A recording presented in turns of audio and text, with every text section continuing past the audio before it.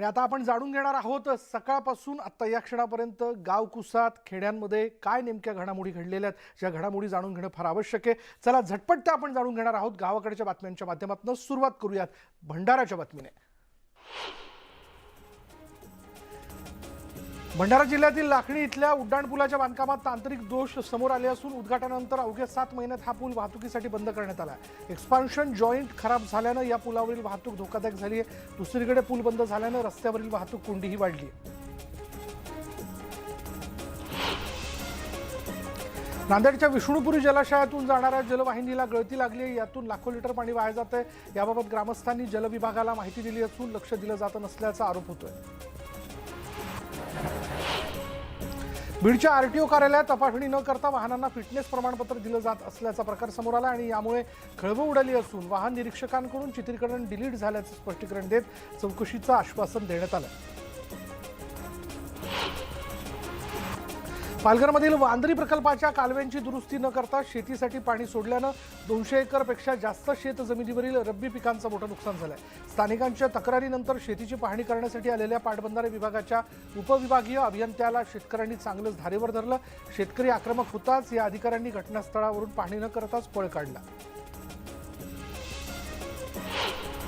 नांदेडच्या मुंदखेडमध्ये रेल्वे स्थानकावरच्या प्रवेशद्वारावरील विद्युत खांब कोसळल्याची घटना घडली. दरम्यान घटनेची माहिती मिळताच तातडीनं या ठिकाणावरचा वीज पुरवठा बंद करण्यात आला. नंदुरबारच्या चिमलखेडी शाळेत सोमवार ते गुरुवार शाळा चालवून अन्य दिवशी शिक्षक शाळेला कुलूप ठोकून गायब होत असल्याचं पाहायला मिळालं. या सर्व प्रकारावर शिक्षण विभागाने बोलण्यास नकार दिला. रत्नागिरीमधील पंचनदी ग्रुप ग्रामपंचायतीमधील 500 लोकवस्ती असलेली लखडतर वाडी खाडीच्या पलीकडे आहे आणि या वाडीतील नागरिकांना खाडीतून होडीने जीव मुठीत घेऊन खडतडवाडी ते कोळथरे असा प्रवास करावा लागतो. खाडीवर सरकारने पूल बांधला, मात्र जोड रस्ताच नसल्यानं या ब्रिजवरून चढ उतार करताना नागरिकांना त्रास सहन करावा लागतोय.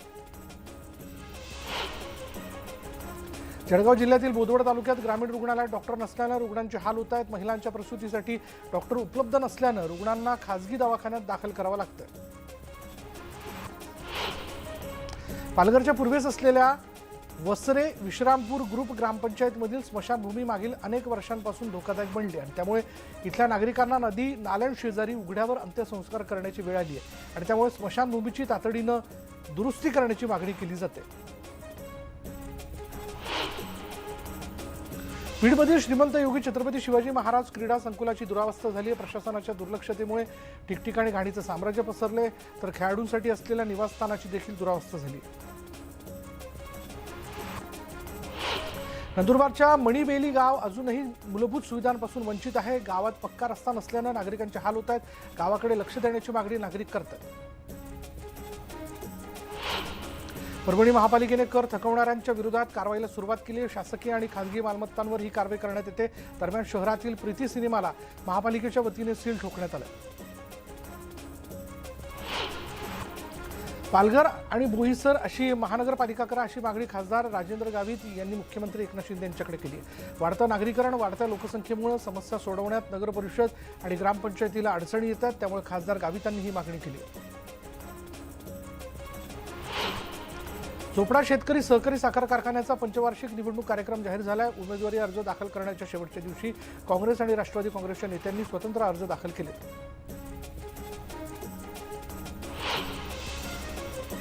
लातूरच्या विलास कॉपरेटिव्ह बँकेच्या निवडणुकीसाठी माजी मंत्री अमित देशमुखांच्या नेतृत्वाखालील पॅनलच्या सर्व उमेदवारांचे अर्ज वैध ठरवलेत आणि त्यामुळे निवडणूक बिनविरोध झाली असून फक्त औपचारिक घोषणाच बाकी आहे.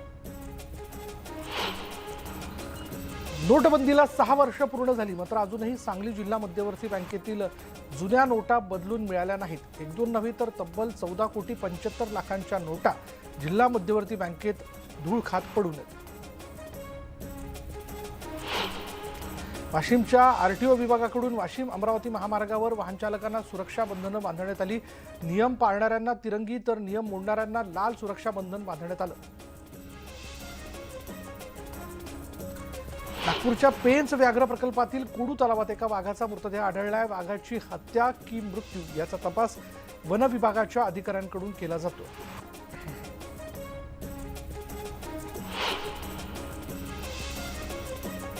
जळगाव विमानतळावर बिबट्याचा 2 बछड्यांसह मुक्त संचार बघायला मिळाला आणि त्यामुळे वनविभागाने विमानतळ परिसरात ट्रॅप कॅमेरे लावून बिबट्याला बछड्यासह जेरबंद केलं.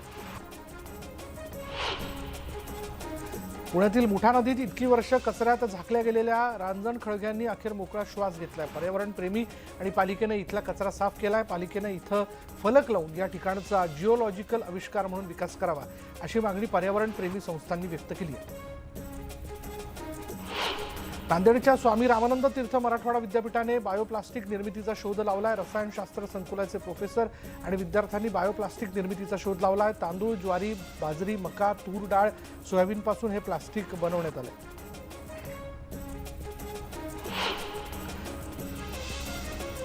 भिवंडी गौरव 2023 ही ठाणे जिल्हा आणि भिवंडी तालुकास्तरीय शरीर सौष्ठव स्पर्धा नुकतीच संपन्न झाली.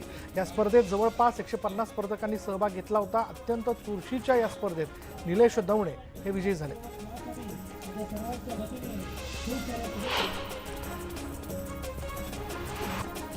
नदीकाठच्या गावांमधील नागरिकांना नदी साक्षर बनवण्याच्या उद्देशाने चला जाणूया नदीला हे अभियान राबवलं जाते. त्या अंतर्गत सुरू असलेल्या जनसंवाद यात्रेचं लातूर जिल्ह्यातील सारसा गावी आगमन झालं. ग्रामस्थांना नदी साक्षर बनवण्यासाठी प्रभात फेरी, व्याख्यान यासह विविध जनजागृती उपक्रमांचं आयोजन करण्यात आलं.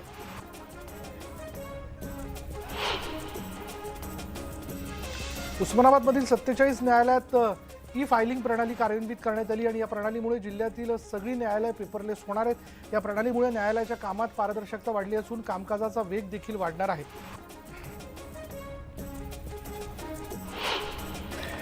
बारा ज्योतिर्लिंगांपैकी एक असलेल्या बीडच्या परळी वैद्यनाथ रेल्वे स्थानकावर मॉकड्रिल करण्यात आलं. यामध्ये रेल्वे पोलीस, रेल्वे सुरक्षा बल, बीडचं बॉम्ब शोधक पथक, परळी नगरपालिकेचे अग्निशमन दल सहभागी झालं होतं.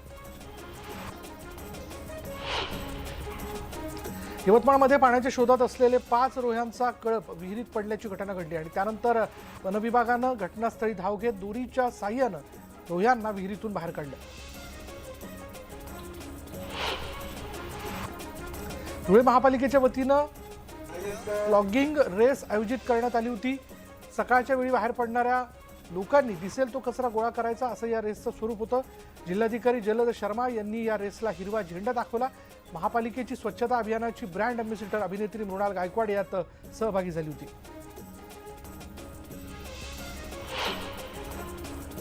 पालघरच्या डहाणूमधील डॉक्टर संजय सोहनी यांच्या टीमकडून रिक्षाचालकांना प्रथमोपचाराचे धडे दिले जात आहेत.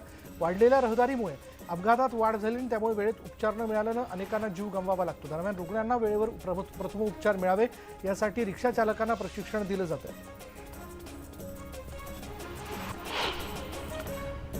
वर्ध्यामध्ये उपप्रादेशिक परिवहन विभागाच्या वतीनं पायदळ जनजागृती रॅलीचं आयोजन करण्यात आलं. या रॅलीत पायदळ चालणाऱ्या नागरिकांना वॉक ऑन राईट म्हणजेच उजव्या बाजूनं चालण्याचं आवाहन करण्यात आलं. या जनजागृती रॅलीमध्ये विद्यार्थी आणि विद्यार्थिनींनी सहभाग नोंदवला होता. राज्य परिवहन महामंडळाच्या सोलापूर विभागाच्या वतीनं रस्ता सुरक्षा सप्ताहाचा शुभारंभ करण्यात आला. सुरक्षित प्रवास अधिक जोमाने कसा करावा यासाठी मार्गदर्शन कार्यशाळा घेण्यात आली.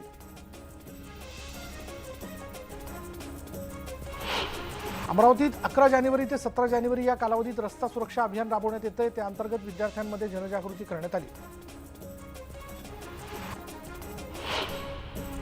लातूरमधील निलंगाचे सुपुत्र वीर जवान श्रीधर चव्हाणांच्या पार्थिवावर शासकीय इतमामात अंत्यसंस्कार करण्यात आले. जम्मू काश्मीरमध्ये टेंटमध्ये झालेल्या गॅसच्या स्फोटात ते गंभीर जखमी झाले होते. रुग्णालयात उपचाराकरता गेले असता त्यांचा मृत्यू झाला होता. भारतीय लष्करात कर्तव्य बजावत असताना वीरमरण आलेल्या चांदवडच्या सूरज चौबेंवर शासकीय इतमामात अंत्यसंस्कार करण्यात आले आणि यावेळी केंद्रीय आरोग्य राज्यमंत्री डॉक्टर भारती पवारांनी चौबेंना श्रद्धांजली वाहून कुटुंबियांचं सांत्वन केलं. कोल्हापुरात बाळासाहेबांची शिवसेना पक्षाच्या माजी नगरसेवकानं महापालिकेच्या अधिकाऱ्याला शिवीगाळ केल्याचा आरोप करण्यात येतोय. त्याविरोधात कर्मचाऱ्यांनी कामबंद आंदोलन सुरू केलं.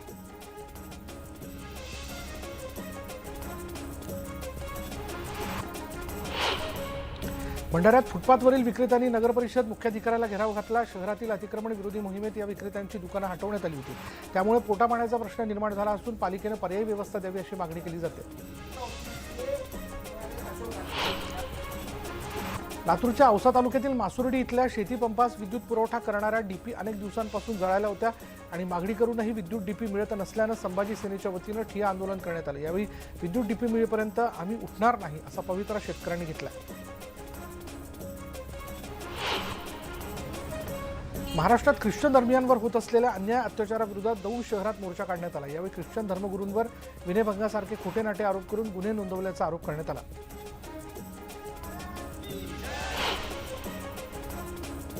सोलापूरच्या बार्शीमधील इको मक्के ॲग्रो कंपनीची चौकशी करून योग्य कारवाई करा अशी मागणी शेतकरी संघटनेकडून जिल्हाधिकाऱ्यांकडे करण्यात आली।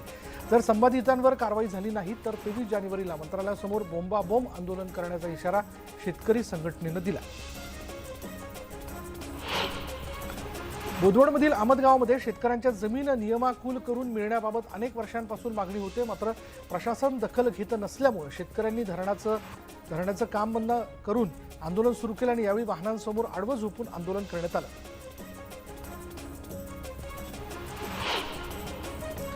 गोंदिया जिल्ह्यात 1,14,000 नोंदणी केलेल्या शेतकऱ्यांपैकी 87,000 शेतकऱ्यांच्या धानाची खरेदी झाली आणि या शेतकऱ्यांकडून 30,20,000 क्विंटल धान खरेदी करण्यात आलं असून आणखी 9 लाख क्विंटल धान्य खरेदी होणार आहे आणि त्यासाठी शेतकऱ्यांना 15 जानेवारीपर्यंत मुदतवाढ देण्यात आली।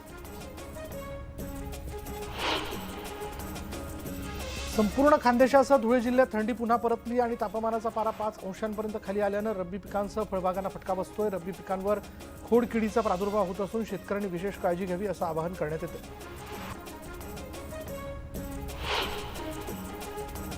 हिंगोलीच्या कळमनुरी तालुक्यातील चिखली गावाच्या शिवारात वन्य प्राण्यांकडून शेतात मोठी नासडी होते। शेतकरी दीपक चव्हाणांच्या हरभऱ्याच्या पिकांमध्ये रानडुकरांनी हायदोस घालून मोठं नुकसान केलं।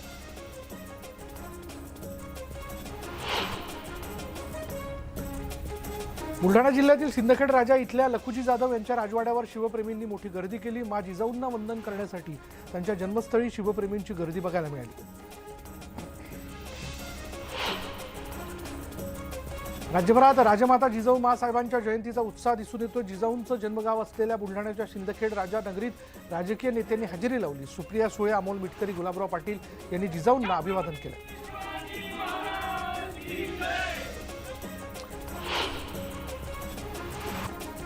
राजमाता जिजाऊंच्या जयंती समितीच्या माध्यमातून 40 महिलांनी एकत्रित येऊन जिजाऊंचं बारसं केलं। नऊवारी साडी, डोक्यात फेटे घालून शेकडो महिलांनी बाईक रॅली काढून जिजाऊंना अभिवादन केलं।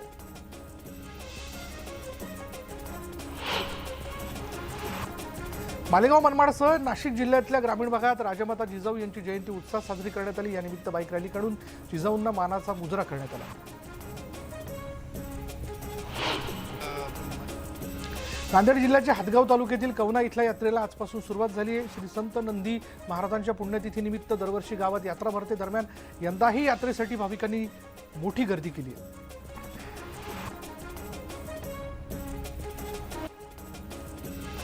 नाशिक पदवीधर मतदारसंघातून सत्यजित तांबे यांनी 2 अर्ज भरलेत। अपक्ष आणि काँग्रेसकडून सत्यजित तांबे यांनी उमेदवारी अर्ज दाखल केला। सर्वांचा पाठिंबा मिळावा यासाठी सर्व पक्षातील पक्षश्रेष्ठींची भेट घेणार असल्याचंही सत्यजित तांबे यांनी म्हटलंय। पाठिंब्यासाठी देवेंद्र फडणवीस आणि बावनकुळे यांची भेट घेणार असल्याचंही त्यांनी स्पष्ट केलं। सत्यजित तांबे यांचे वडील सुधीर तांबे यांनी उमेदवारी अर्ज भरला नाही। नवीन चेहऱ्यांना संधी मिळावी यासाठी उमेदवारी अर्ज मागे घेतल्याचं सुधीर तांबे यांनी म्हटलंय।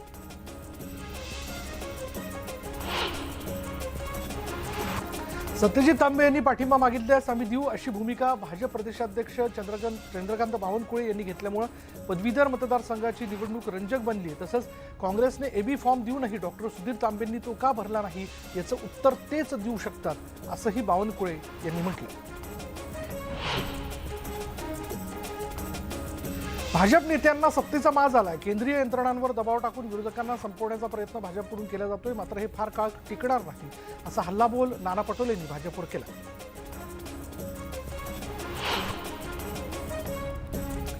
वंचित आघाडीचे प्रकाश आंबेडकर हे शिवसेनेसोबतच येतील, आमची युती होईल यात काही शंकाच नसल्याचं अंबादास दानवे यांनी स्पष्ट केलंय। आंबेडकरांची उद्धव ठाकरेंसोबत सकारात्मक चर्चा झाल्याचं त्यांनी सांगितलं।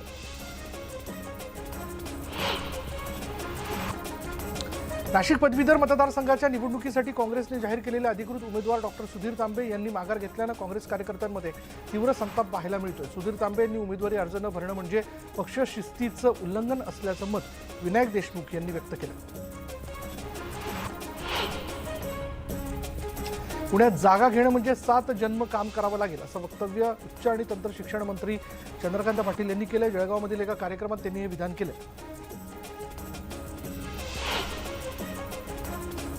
यानंतर इथे वेळ झाली की ब्रेक घेऊयात। पहा फक्त न्यूज 18 लोकमत।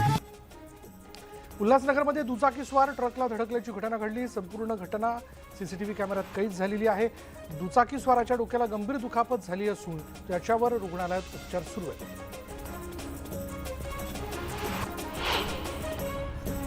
बीडच्या गेवराईत बसचा अपघात झाला। दुचाकीस्वाराला वाचवताना बसला अपघात झाला आणि या अपघातात 5 प्रवासी जखमी झालेत। या जखमींवर गेवराई उपजिल्हा रुग्णालयात उपचार सुरू आहेत।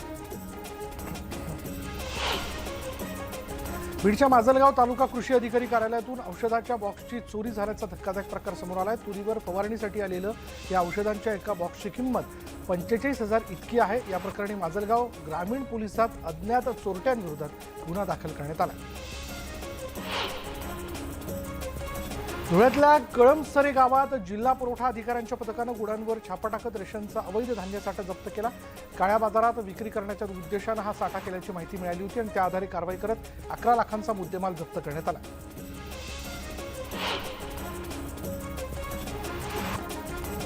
पोलीस अधिकारी आणि ट्रॅव्हल्स कंपनीच्या वादात कंपनी मालकाच्या वडिलांचा हृदयविकाराच्या झटक्यानं मृत्यू झाल्याची घटना पंढरपुरात घडली आहे। पोलीस अधिकारी आणि त्याच्या कुटुंबियांनी कंपनी कार्यालयात घातलेला गोंधळ सीसीटीव्ही कॅमेऱ्यात कैद झाला। इतकंच नव्हे तर कंपनी मालकाच्या वडिलांचा जीव जात असताना अधिकाऱ्याची पत्नी मोबाईल चोरत असताना दिसून आली आहे। या प्रकरणी कंपनी मालकानं पोलिसात तक्रार दाखल केली।